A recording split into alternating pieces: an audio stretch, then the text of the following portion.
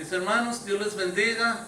Una vez más, estoy agradecido con el Señor de poder compartir su palabra una vez más con ustedes, hasta sus hogares. Amén. En este día viernes, conocido como Good Friday, que es cuando Jesucristo dio su vida para darnos salvación. Amén. En la cruz del Calvario. Amén. Y quiero que miremos dos historias muy hermosas en paralelo. Voy a estar fluctuando entre una y otra conforme vaya desarrollando el mensaje. Vamos al libro de Génesis, capítulo 37. Libro de Génesis, capítulo 37, y vamos a leer del versículo 18 al 28. Dice su palabra en el nombre del Padre, del Hijo y del Espíritu Santo. Cuando ellos lo vieron de lejos, antes que llegara cerca de ellos, conspiraron contra él para matarle. Y dijeron el uno al otro: he aquí viene el soñador. Ahora pues, venid y matémosle y echémosle en una cisterna, y diremos: alguna mala bestia lo devoró, y veremos qué será de sus sueños. Cuando Rubén oyó esto, lo libró de sus manos y dijo: no lo matemos.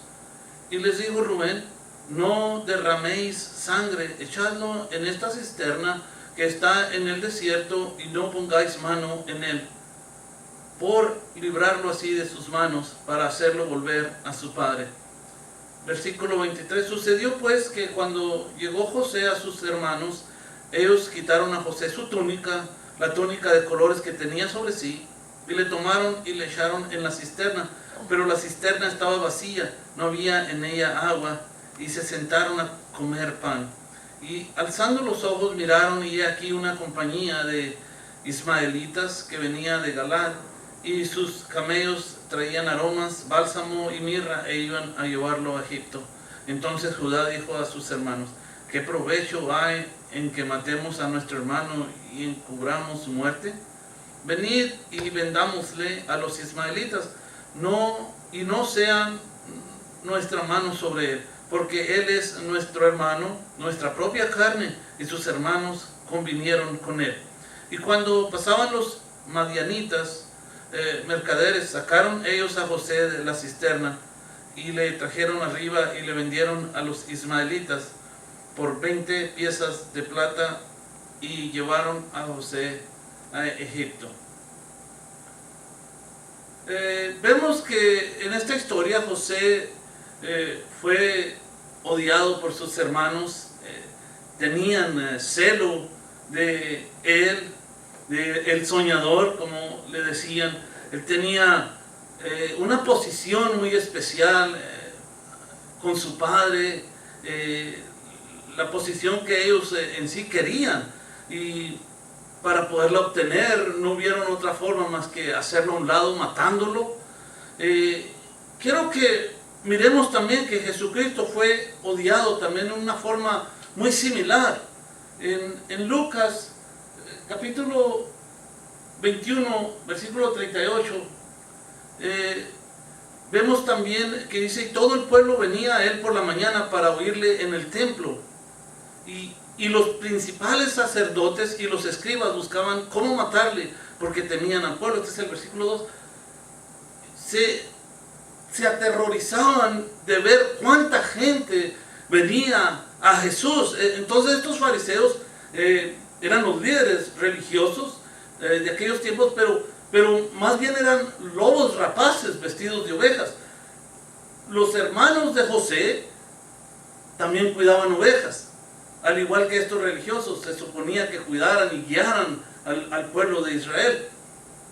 Pero Jesús les predicaba la palabra de una forma que ellos pudieran entender. Y vemos en el Evangelio de Mateo, capítulo 21, del 33 al 39, dice: oíd otra parábola. Que está Jesucristo predicándoles. Hubo un hombre, padre de familia, el cual plantó una viña, la cercó de vallado, cavó en ella un lagar, edificó una torre y la arrendó a unos ladrones, y se fue lejos. Y cuando se acercó el tiempo de los frutos, envió sus siervos a los labradores para que recibiesen sus frutos. Mas los labradores, tomando a los siervos, a uno golpearon, a otro mataron y a otro apedrearon. El versículo 36, envió de nuevo otros siervos, más que los primeros, hicieron con ellos de la misma manera. Versículo 37, finalmente les envió su hijo, diciendo, tendrán respeto a mi hijo. Mas los labradores, cuando vieron al hijo, dijeron entre sí, este es el heredero, venid, matémosle y apoderémonos de su heredad. Y tomándole, le echaron fuera de la viña y le mataron. Los sacerdotes odiaban a Jesús porque la gente quería mirarle, la gente quería escuchar su palabra, la gente quería un toque y lo buscaban donde quiera que estuviera para saciarse de él. En la parábola, Jesús es el heredero, Jesús es el hijo. La fruta que se debía haber colectado eran las alabanzas hacia Dios, pero los labradores, los siervos, se robaron las alabanzas para ellos. Estos son los fariseos. La historia de Israel dice que los profetas de Dios, cuando vinieron para dirigir al pueblo de Dios, fueron muertos por los líderes de Israel. Jesús juntaba multitudes de personas, los saciaba, les sanaba, les daba esperanza, les daba vida eterna. En cambio, los líderes religiosos habían estado usando el pueblo solo para poderse gloriar por encima de ellos. Por esta razón Jesús les llamó hipócritas, porque predicaban al pueblo santidad, pero ellos no practicaban lo que predicaban, al igual que el mugroso, aquel que vendía jabones. Él parecía que gedía cuadras. El problema no está en el jabón, sino en el apestoso, porque el creador del jabón era despreciado por la representación de aquel jabonero. Entonces en Mateo capítulo 15, versículo 1, del 7 al 9, dice, aquí vemos que se acercaron a Jesús ciertos escribas, amén, y fariseos de Jerusalén, y Jesús, aquí vemos que no perdió el tiempo en indicarles su condición. Y dice en el versículo 7, hipócritas, bien profetizó de vosotros Isaías, cuando dijo, este pueblo de labios me honra, mas su corazón está lejos de mí. Ellos odiaban su sinceridad, porque simplemente Jesucristo los exponía a la luz. Cuando Dios tenía líderes al frente de su pueblo, Él quería que predicaran la verdad y que guardasen su testimonio como ejemplo a seguir, porque por lo contrario estaban avergonzando el evangelio de Dios. Estaban dañando los intereses de Dios y estos solo ponían cargas sobre el pueblo, cargas que ni ellos mismos podían llevar. Ahora echémosle un vistazo de nuevo a la historia del soñador José. En Génesis, de regreso al 37, vemos que dice, y dijo Israel a José, tus hermanos apacientan las ovejas en Siquem. No se nos olvide, ven y te enviaré a ellos. Y él respondió, heme aquí. E Israel le dijo, ve ahora, mira cómo están tus hermanos y cómo están las ovejas, y tráeme la respuesta. Y lo envió del valle de Hebrón y llegó a Siquem. Y lo oyó un hombre andando, él errante por el campo, y le preguntó a aquel hombre diciendo, ¿qué buscas? José respondió, busco a mis hermanos, te ruego que me muestres dónde están apacentando. Andaba errante porque no encontraba a sus hermanos. Se suponía que estaban en Siquem y no los encontraba por ningún lado. Aquel hombre lo encuentra y le responde en el versículo 17, ya se han ido de aquí. Esto quiere decir que ya no estaban apacentando. Y yo les oí decir, vamos a Dotán. Entonces José fue tras de sus hermanos y los halló en Dotán. Cuando ellos lo vieron de lejos, antes que llegara cerca de ellos, conspiraron contra él para matarle. Entonces aquí vemos que los hermanastros de José tampoco hacían su trabajo. Entonces Israel mandó a su hijo, a José, para ver cómo es que estaban y cómo es que estaban también las ovejas, cómo es que estaban siendo apacentadas. Años más tarde, Dios mandó a su hijo a Israel para que mirara cómo estaba su rebaño. Y los líderes no estaban haciendo su trabajo. Ellos no estaban en Siquem, sino que estaban en Dotán, planeando cosas malas. A estos hombres no les gusta para nada que Jesús les dijera que no estaban haciendo su trabajo. Por esta razón lo odiaban. Buscaban la forma para poder matarlo. El tiempo pasa. José fue vendido por 20 monedas de plata por sus propios hermanos para deshacerse de él porque le tenían celos. Jesús fue vendido por Judas por 30 monedas de plata. Este era el precio más bajo que se pagaba por un esclavo. De acuerdo a Éxodo 21:32, si el buey acornare a un siervo o a una sierva, pagará su dueño 30 siclos de plata y el buey será apedreado. La Biblia dice que José fue a dar a Egipto y fue levantado hasta tomar el poder de un trono. Los judíos mataron a Jesús y fue levantado de la muerte hacia el poder del trono más grande que jamás ha existido. Los hermanos de José no se daban cuenta de que él había sido levantado en tan grande trono. Ahora mismo Jesús es levantado y es Rey de reyes y Señor de señores.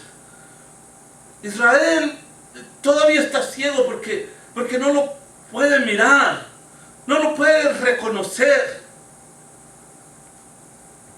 Su palabra dice en Romanos, dice que pues lo que buscaba Israel no lo ha alcanzado, pero los escogidos sí lo han alcanzado y los demás fueron endurecidos. Como está escrito, Dios les dio espíritu de estupor, ojos con que no vean y oídos con que no oigan, hasta el día de hoy. Y David dice, se ha vuelto su convite en trampa y en red, en tropezadero y en retribución. Se han oscurecido sus ojos para que no vean y agóbiales la espalda para siempre. Ahora mismo Israel no puede ver que Jesús es el Señor de señores. Pero la historia de José no termina aquí. Vemos en el versículo 2 del capítulo 39. Dice que mas Jehová estaba con José. Mas Jehová estaba con José, y dice, y por este resultado fue varón próspero y estaba en la casa de su amo, el egipcio. Tampoco la historia de Jesús termina aquí. Hechos 2, 23 al 24 dice, a este entregado por el determinado consejo y anticipado conocimiento de Dios, prendisteis y matasteis por manos de inicuos, crucificándole. El 24 dice, al cual Dios levantó, sueltos los dolores de la muerte, por cuanto era imposible que fuese retenido por ella. La hambruna llegó y la tierra carecía de alimento. A Faraón se le dio un sueño. José se lo interpretó. 7 años de abundancia y 7 años de escasez vendrían de acuerdo al sueño. José le dio instrucciones a Faraón para que guardara comida durante los 7 años de abundancia para abastecer los otros 7 años de escasez. José salvó a todo el mundo. Mientras que José se encontraba en Egipto, se casó con una mujer gentil. Lo vemos en Génesis 41, 45. Y llamó Faraón el nombre de José Zapnat Panea y le dio por mujer a Asenat, hija de Potifera, sacerdote de On. Y salió José por toda la tierra de Egipto. Vemos cómo Jesús fue rechazado por Israel, pero él fue levantado a una gloria tan grande que encontró una novia en los gentiles que ahora creen en él y se ha convertido en la iglesia. Nosotros Su Biblia, la palabra del Señor dice en 2 de Corintios, capítulo 11, versículo 12, porque os celo con celo de Dios, pues os he desposado con un solo esposo para presentaros como una virgen pura a Cristo. Él salvó al mundo y encontró una esposa. Él encontró la forma para salvarnos al morir en la cruz del Calvario. Todos los que viven, todos los que vienen a Él jamás tendrán sed. Aleluya. Aquellos que tienen hambre de justicia serán saciados. Y mucha gente de todas partes vinieron a su reinado para recibir alimento, para recibir ayuda.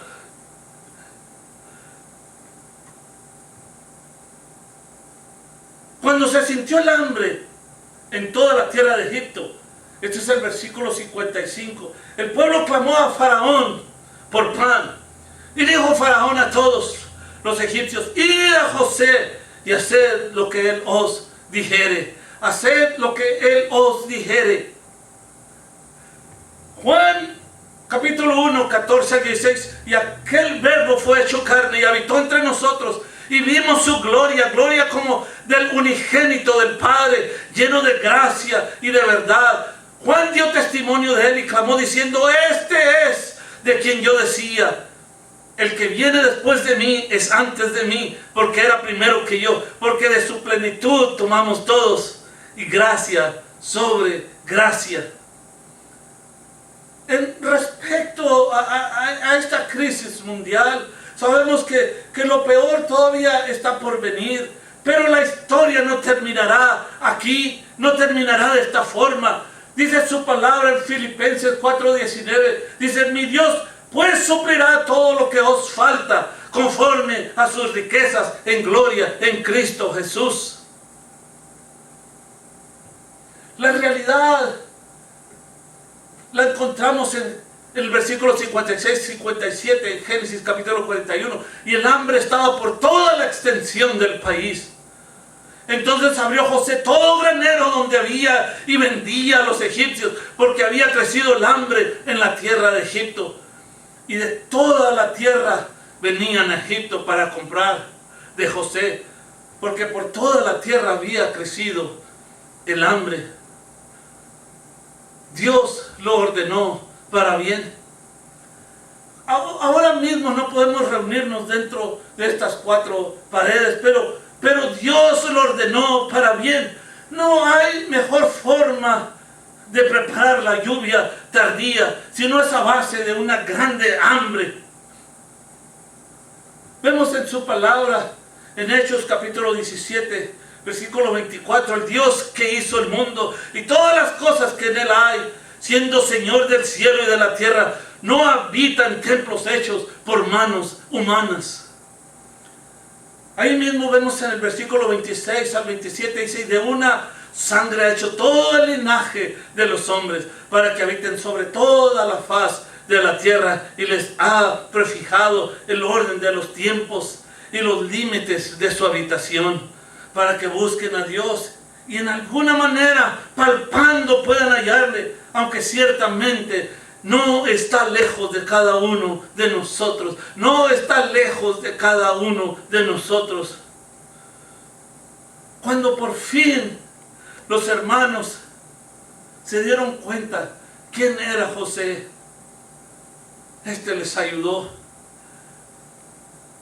Cuando por fin se dieron cuenta, pudieron reconocer a un rey que estaba dispuesto para ayudarles.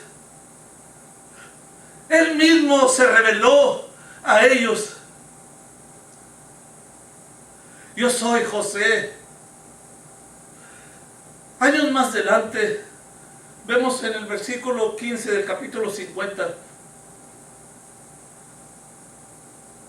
vemos que Jacob muere, el padre de José, y dice en el 15, viendo los hermanos de José que su padre era muerto, dijeron: quizás nos aborrecerá José y nos dará el pago de todo el mal que le hicimos. Y mandan un mensaje a José: así diréis a José. Como una oración pudiéramos decir: te ruego que perdones ahora la maldad de tus hermanos y su pecado. porque mal te trataron. Por tanto, ahora te rogamos que perdones la maldad de los siervos del Dios de tu Padre. Y José lloró mientras hablaban. La contestación de José fue la siguiente. En el versículo 20 al 21. Vosotros pensasteis mal contra mí, mas Dios lo encaminó a bien, para hacer lo que vemos hoy, para mantener en vida a mucho pueblo. El 21 dice, ahora pues, no tengáis miedo, yo os sustentaré a vosotros y a vuestros hijos. Así los consoló y les habló al corazón. De la misma manera, los judíos mirarán al Mesías un día muy cercano y le alabarán sin darse cuenta que es el mismo que ellos vendieron y mataron. Pero todo fue planeado por Dios para que ocurriera en este orden, para ayudar al mundo del hambre que se avecinaba. La preocupación de Dios era mucho más grande que dejar a José en la cárcel por unos años. Dios miró hacia el futuro y miró que se avecinaba un hambre terrible. Entonces, cuando José fue vendido por sus hermanos, Dios lo permitió, porque era necesario para que José pudiera llegar al lugar en el tiempo correcto para interpretar el sueño de Faraón y así salvar a mucha gente. Quiero compartir Zacarías capítulo 13 versículo 6. Su palabra dice, y le preguntarán, ¿qué heridas son estas en tus manos? Y él responderá, con ellas fui herido en casa de mis amigos. Preguntarán por las heridas sin poder reconocer, sin poder recordarse de nada. Y él le responderá, yo soy Jesús de Nazaret, yo soy el hijo del carpintero. Y llorarán y le pedirán misericordia. Su palabra dice en Apocalipsis capítulo 1 versículo 7, aquí que viene con las nubes y todo ojo le verá, y los que le traspasaron y todos los linajes de la tierra harán lamentación por él. Sí, amén. Zacarías capítulo 12, el 10 al 11 dice, y derramaré sobre la casa de David y sobre los moradores de Jerusalén espíritu de gracia y de oración, y mirarán a mí, a quien traspasaron, y llorarán como se llora por hijo unigénito, afligiéndose por él como quien se aflige por el primogénito. El versículo 11 dice, en aquel día habrá gran llanto en Jerusalén, como el llanto de Hadadrimón en el valle de Megiddo. Aquí es que Jesús se va a revelar ante los judíos, los cuales le crucificaron. Y cuando pidan misericordia, sabiendo que es Él que ellos crucificaron, les dirá que Dios lo encaminó a bien para salvar a muchos, incluyéndome a mí y a ti. Si Cristo no hubiera sido crucificado, el hambre de justicia nunca se hubiera podido resolver. El mundo hubiera seguido perdido, sin ninguna esperanza. Ahora mismo somos muchos los gentiles que hemos recibido la salvación, porque Israel crucificó al dador de la vida. Y Jesús dejó escrito en su palabra, dirigiéndose a Israel, aquellos mismos que lo crucificaron. En Romanos capítulo 11, versículos 11 al 12, digo pues, ¿han tropezado los de Israel para que cayesen? En ninguna manera, pero por su transgresión vino la salvación a los gentiles, para provocarles a celos. Versículo 12. Y si su transgresión es la riqueza del mundo y su defección la riqueza de los gentiles, ¿cuánto más su plena restauración? Vemos en el 15 ahí mismo. Porque si su exclusión es la reconciliación del mundo, ¿qué será su admisión sino vida de entre los muertos? ¡Qué maravilloso! Pablo dice que Dios mismo permitió que Jesús fuese crucificado para ver lo que vemos hoy, la salvación de mucha gente. Dios lo dejó, Dios los dejó fuera, como cuando ellos crucificaron a Jesús, para poder reconciliar al mundo, a todas las naciones con Él. Y esta reconciliación es a través de la muerte, la sepultura y la resurrección. Si Él nunca hubiera sido vendido y muerto, Él no estaría en la iglesia. ¿Qué es lo que estoy predicando? ¿Qué es lo que estoy tratando de decir? Dios lo ha encaminado para bien. Es tiempo de reconocer a Jesús. Es tiempo de reconocer, es tiempo de pedir perdón por nuestros pecados y para poder recibir la vida eterna. Él te llama. Todo esto Él lo ha permitido para tu propio bien. No te enfoques en la pandemia, no te enfoques nada más en las noticias que estás mirando. Permite que Él abra tus ojos y puedas ver su luz admirable, para que puedas entender que hay algo mucho más allá. Él va a encaminar todo esto para bien. Amén, aleluya. Abre tu corazón. Él te ha venido llamando ya de tiempo atrás. Tú has venido escuchando de este plan maravilloso. No endurezcas más tu corazón. Acéptale en esta tarde. Pide perdón. Si le has fallado, si le has dado la espalda, si lo has vendido por tus acciones, con tus acciones, si has caído. ¿Sabes? Había un plan maravilloso. Él te ama. Él no está enojado contigo. Él lo que quiere es salvarte de la perdición. Él viene pronto. Él está a las puertas, ahora más que nunca. El mañana no lo tenemos seguro. Todo esto que estamos viendo ahora mismo que se ha desarrollado no garantiza que la iglesia va a estar el día de mañana. Abre tu corazón. Aleluya. Y recíbelo. Señor, te doy gracias por tu palabra, mi Dios. Llega, Señor, ahí, mi Dios Padre Celestial, en el nombre precioso de Jesús. Pide perdón. Dile cuánto lo amas. Acéptalo en tu corazón. Recibe la vida eterna en este momento, en el nombre precioso de Jesús. Reconcíliate. Dile cuánto lo amas. Pídele que te lave una vez más.